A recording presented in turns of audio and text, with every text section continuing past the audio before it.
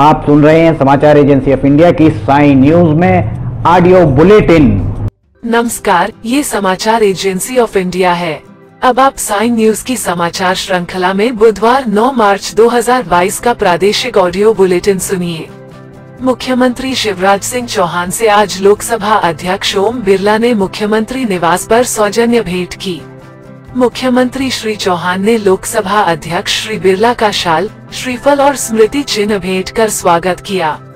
मुख्यमंत्री शिवराज सिंह चौहान ने कहा है कि राज्य सरकार ने निर्णय लिया है कि प्रदेश की सभी शासकीय कैंटीन का संचालन स्व सहायता समूहों द्वारा किया जाएगा।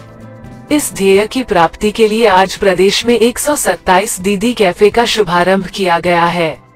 मुख्यमंत्री श्री चौहान आज मंत्रालय में मध्य प्रदेश राज्य ग्रामीण आजीविका मिशन में निर्मित दीदी कैफे का शुभारंभ कर रहे थे। उन्होंने दीदी कैफे का अवलोकन भी किया।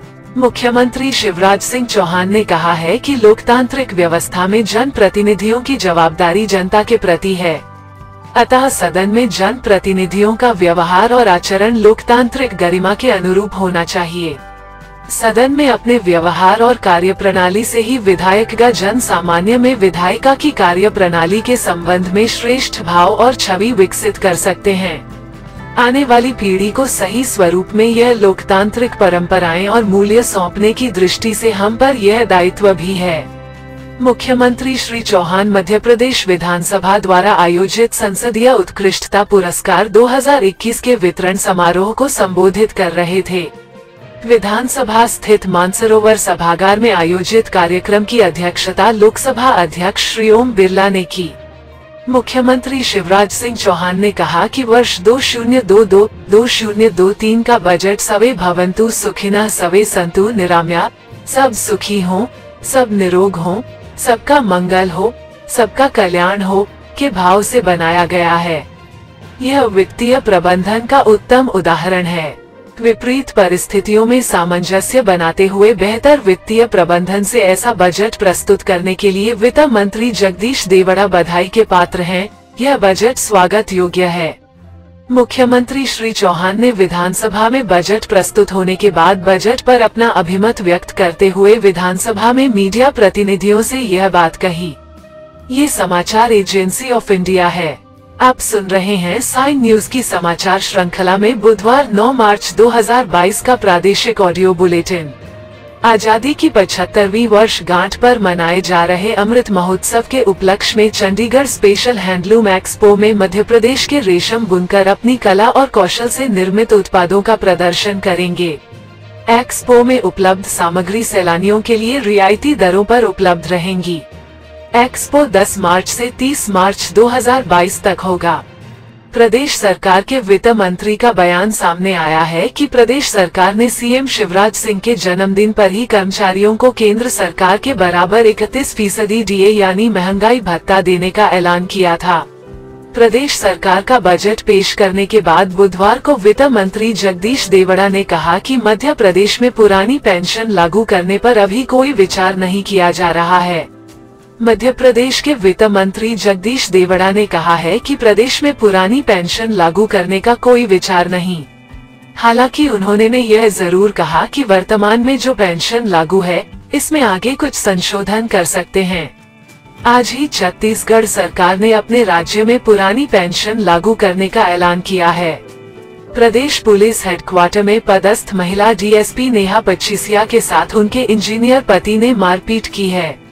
डीएसपी नेहा पच्चीसिया ने हबीबगंज थाने में पति पर मारपीट करने और धमकाने का आरोप लगाते हुए शिकायत दर्ज कराई है। महिला डीएसपी का पति से विवाद चल रहा है और वो पति से अलग भोपाल के 4 इमली इलाके में रहती हैं। वहीं इंजीनियर पति ने अपने ऊपर लगे आरोपों से इनकार करते हुए महिला डीएसपी पर झूठा केस दर्ज कराने की बात कही है। जबलपुर में रेत कारोबारी के अगवा बेटे 25 वर्षीय राहुल उर्फ गोलू सिंह की बेरहमी से हत्या कर दी गई। उसके गुप्तांग समेत कमर के नीचे चाकू से 25 वार किए गए हैं। कई घाव तो 6 इंच तक गहरे हैं। 2 मार्च को कुछ बदमाशों ने उसे अगवा कर लिया था और 15 लाख की फिरौती मांगी थी। इसके बाद मंगलवार रात गांव से 500 मीटर दूर झाड़ियों में उसका कंकाल मिला। घटना से गुस्साए परिजनों ने बुधवार को हाईवे पर चक्का जाम कर दिया। परिजनों ने हत्यारों की जल्द गिरफ्तारी और उनके मकानों को जमींदोज करके संपत्ति जब्त करने की मांग की। प्रदेश के वित्त मंत्री जगदीश देवड़ा ने जैसे ही बजट भाषण शुरू किया, कांग्रेस के विधायक हंगामा करने लगे। विपक्ष तय करके ही सदन में आया था कि बजट भाषण के दौरान उन मुद्दों को उठाया जाएगा जो सरकार की दुखती रग है। उन्होंने आसंदी के सामने नारेबाजी शुरू कर दी। इस पर मुख्यमंत्री शिवराज सिंह चौहान ने कहा, बजट प्रदेश की जनता के कल्याण के लिए है। बजट भाषण के बाद जितना विरोध करना हो कर लेना। भाषण के दौरान विरोध करेंगे तो कांग्रेस की छवि खराब होगी। शिवराज के इस तंज पर नेता प्रतिपक्ष कमलनाथ ने कुछ नहीं कहा। वे पूरे बजट भाषण के दौरान शांत बैठे रहे, लेकिन कांग्रेस विधायकों ने बजट भाषण के दौरान कई सवाल उठाए। देवड़ा ने अपने संबोधन में कहा कि दूध उत्पादन के मामले में मध्य प्रदेश देश में तीसरे स्थान पर पहुंच गया है। इस पर पूर्व मंत्री कमलेश्वर पटेल ने कहा, सस्ती दारू, महंगा तेल, यह है शिवराज सरकार का खेल। पीसी शर्मा ने सवाल किया, दूध का उत्पादन बढ़ा तो फिर गौ हत्याएं क्यों हो रही हैं? सज्जन वर्मा ने कहा, एक साल में 5.5 लाख बेरोजगार हो गए। कैसा बजट है ये? बिजली बिल पर जेल में डालने का काम कर रहे हैं। किसान परेशान हैं। ये समाचार एजेंसी ऑफ इंडिया है। आप सुन रहे हैं साइन न्यूज की समाचार श्रृंखला में बुधवार 9 मार्च 2022 का प्रादेशिक ऑडियो बुलेटिन। ग्वालियर में बीए की छात्रा से रेप का मामला सामने आया है। पीड़िता की सहेली ने नौकरी का झांसा देकर उसे आरोपी से मिलवाया था।